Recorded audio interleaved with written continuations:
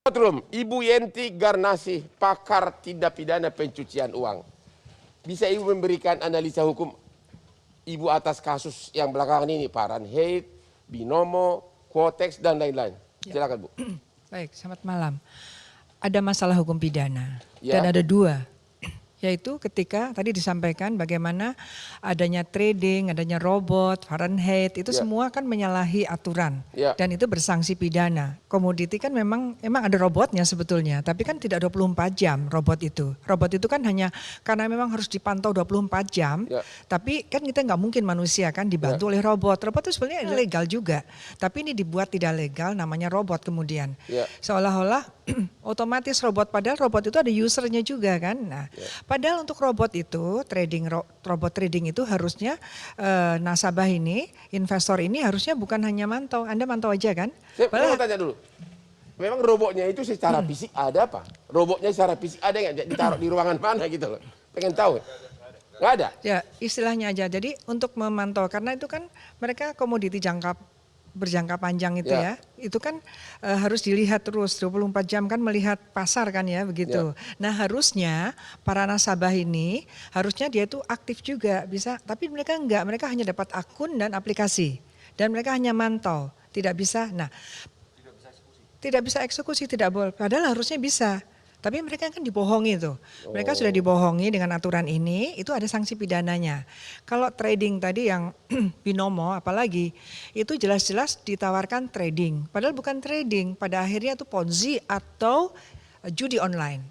Kenapa mereka mau memberikan uangnya? Karena mereka diiming-iming dengan berita-berita bohong melalui IT, mereka terbujuk, buka aplikasi, mereka masuk jadi afiliator misalnya. Tapi di sana sebenarnya sudah sadar bahwa afiliator itu berpikir dong, masa afiliator menginginkan nasabahnya rugi kan gitu ya, rugi. Kalau dia loss dia dapat 70% kan gitu. Tindak pidana pencuciannya di mana? Nah uangnya? Itu jadi kalau tindak pidana pencucian uang itu kan harus dua ya. Ya harus dua. Tindak pidana utama. Jadi yang dibicarakan tadi itu adalah tindak pidana utamanya. Tindak pidana induk ya. Tindak pidana asalnya, tindak pidana core crime-nya, kejahatan pokoknya. Menghasilkan uang tadi yang katanya sekitar 5 triliun. Nah, uang ini kalau disimpan di bank aja nggak ada pencucian uang dong. Iya, kalau memang di situ saja belum diapa-apakan belum. Kalau dia jadi pencucian uang sesudah apa? Kalau sudah beli itu tuh. Beli Lambo, itu pencucian uang termasuk? Iya dong, kasihkan ke abang juga pencucian uang. Kasih ke pacar?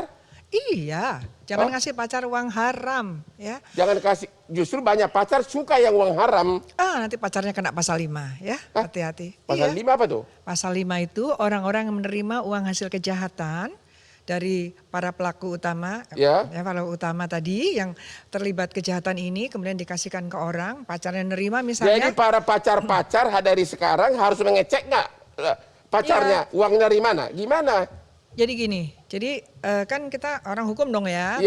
Jadi kan unsur penerima yang bisa dipidana 5 tahun maksimum itu adalah dia menerima yang diterima hasil kejahatan. Pertanyaannya begini aja deh. Dan yang nerima itu harus patut menduga. Saya ini suka kasih tas Hermes sama si cantik.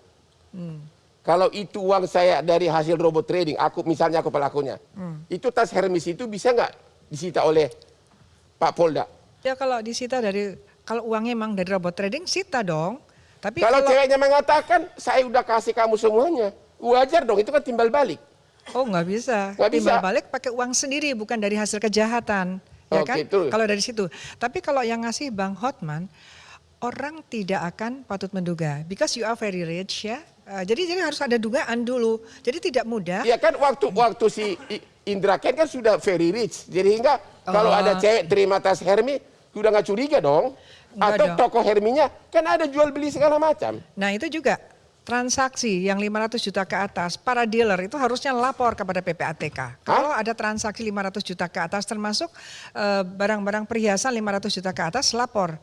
Saya nggak lapor, ini udah 10 tahun soalnya. Bukan yang lapor ininya, penjualnya. Oh harus lapor? Iya, penjual bahwa hari ini Hotman Paris membeli 3. Itu kan teori, nggak pernah dalam praktek. Harus, itu justru ini kita. Tapi dalam praktek nggak pernah ada. Harusnya ada, itu kewajiban, reporting obligation.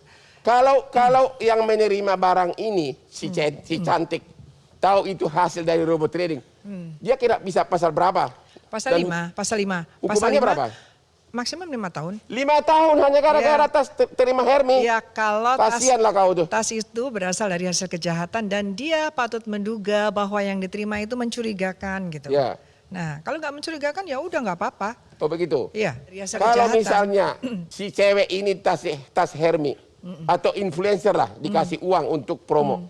Tapi langsung dikembalikan uangnya setelah Polda Metro Jaya misalnya bergerak. Orang itu bebas nggak? Si cewek ini ataupun influencer yang terima uang dari si pelaku. Ya kalau saya merasa bahwa itu udah memenuhi pasal 5. Kalau dibebaskan terus nanti akan terjadi terus. Berarti kalau menurut Ibu Yenti yang jadi tersangka bisa ribuan dong. Ya yang nerima-nerima harusnya memang begitu, undang-undang begitu karena pasal 5 ini adalah pencegahan agar orang-orang yang melakukan kejahatan Ya. hasilnya tuh tidak mudah orang-orang itu nerima. Semakin banyak yang nerima semakin susah Pertanyaan kita terakhir. kembalikan. Apakah Ibu sebagai ahli hukum sudah pernah nggak menemukan kasus investasi bodong di mana korbannya uangnya diganti dari hasil putusan pengadilan setelah disidangkan, setelah disita semua barang bukti. Sudah pernah nggak ada yang berhasil di dalam sejarah hukum Indonesia? Ya sejauh ini belum, yang terakhir Belum ada? Jiwasraya terakhir itu ternyata juga belum Oh selesai. belum sampai sekarang. Ya, padahal uangnya sudah ada kan, itu Ya. harusnya juga dikembalikan kepada korban, tapi korbannya harus betul-betul diteliti yang korban betulan atau memang dia sadar bahwa dia sebetulnya sudah terjebak pada judi. Pak Ahmad Saroni, tadi saya setuju dengan Ibu Yenti, sampai hari ini belum ada putusan pengadilan pun kasus-kasus investasi bodong yang mengembalikan kerugian rakyat. Apa komentar Anda? Ini kan semua berlandaskan hukum, Ya. jadi nggak bisa semerta-merta akan dikembalikan. Enggak, sesudah putus karena asetnya Sesudah nggak putus ada. TPPU dalam kaitan sekarang orang memaksa untuk mengembalikan atau minta pengembalian, kan itu nanti berat. Ya, Duit udah nggak ada, orang masyarakat dibodohin udah terlalu banyak, dan kejadiannya selalu akan merugikan masyarakat banyak. Makanya ada Satgas OJK, ada OJK sendiri juga harus punya peran, Pak. Peran kelihatan dalam konteks ini akan menjadi isu dan membahayakan. Mestinya lebih sensitif dari OJK dan Satgas. terima kasih. Pak Kombes Lubis, apa sikap penyidik kalau menemukan bahwa si terlapor ini kasih uang ke pacarnya, beli tas Hermes atau bayar influencer? Apakah orang ini semua dikejar sebagai tersangka atau saksi aja? Ya, kita nanti akan melihat perannya dulu, Bang. Ya. Kalau seandainya terkait dengan barang yang dibeli dari hasil kejahatan itu tentunya kami sita. Namun, Barangnya pasti disita, Bisa disita. terlepas si penerima tahu atau tidak. betul. Jadi barang yang harus pasti disita, oke. Ya. Apakah orang yang menerima itu bisa kena penyertaan? Seperti yang tadi disampaikan oleh Bu Yenti, Ya. kalau seandainya dia mengetahui bahwa ini hasil dari tindak kejahatan tentunya ya Bisa kena. kita bisa kena. Berarti Tapi apa kalau- dong? Kalau kita sebagai influencer diminta, apa harus minta dulu bukti surat izin gitu? Seharusnya dia lebih peka, Bang. Oh, Karena lebih dia harus peka. peka. Si influencer kan tanya dulu, saya didapat pekerjaan apa dulu nih? Oh. Pekerjaan ini ada perbuatan melawan hukumnya enggak? Jadi jangan semua pekerjaan diterima.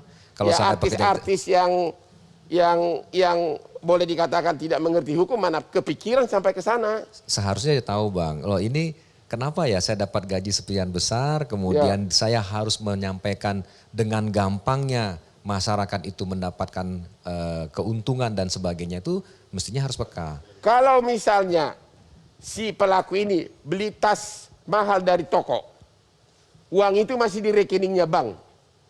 Yang disita tasnya atau uangnya?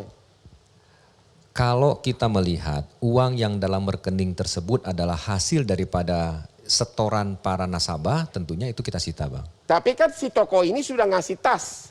Ya. Jadi misalnya maksudnya dari toko ya, rekening ya, di toko. jadi misalnya si A pelaku ini beli dari toko tas. Iya. Bayar duanya dari hasil kejahatan. Iya. Tasnya sudah diterima. Iya. Tapi kebetulan pas penyidikan uangnya masih di rekening dari si toko. Iya. Yang disita tasnya atau uangnya? Ya, untuk mencari keadilan pertamanya adalah tas. Karena Pertama sudah tas. Ya, karena sudah menjadi barang, berubah menjadi barang uang tersebut. Ya. Tapi nanti kita lihat lagi, kalau seandainya di awal untuk menjadi proses penyidikan, ya mungkin kami akan melakukan tindakan kepolisian yang bisa harusnya kami lakukan. Kalau Misalnya, harganya tidak wajar misalnya, Ya, ada kan satu kasus mobil langka, karena langka harga 2M dia jadi 4M. Kalau begitu gimana? ya bisa jadi Bang kami ini, karena kan kita belum bisa juga kita katakan bahwa ini iya atau tidak. Jadi semua kemungkinan yang dilakukan oleh para pelaku ini membeli kepada yang lainnya dan hasil dari kejahatan tersebut untuk uang dibeli ini ya kita sita terlebih dahulu. Oh, Nanti begitu. kita lihat kalau memang ini tidak ada kaitannya dengan tindak pidana yang dia lakukan, ya kita akan kembalikan seperti itu. Silakan. Yang tadi masalah mobil harga dasar 2 miliar tahu Ya, jual. itu ada kasus itu kan? Ada kasus. Ya. Menurut saya yang lebihnya uang itu dikembalikan. Oke. Yang Tapi kalau normalnya- itu mobil langka, Ya itu tadi kalau mobil langka kan ada harga pasar. nggak ada namanya juga Harga langka. pasar pasti ada, nggak mungkin Oh. enggak. Cuman tinggal barang itu mau dijual atau enggak. Tapi kalau harga normal yang sudah ketahuan harga dasarnya ada, maka sisanya harus dikembalikan kepada Itu yang berwajib. menurut Bapak teori Yes. hukumnya. Oke, kita istirahat dulu, setelah yang berikut ini kembali lagi di Hot Room.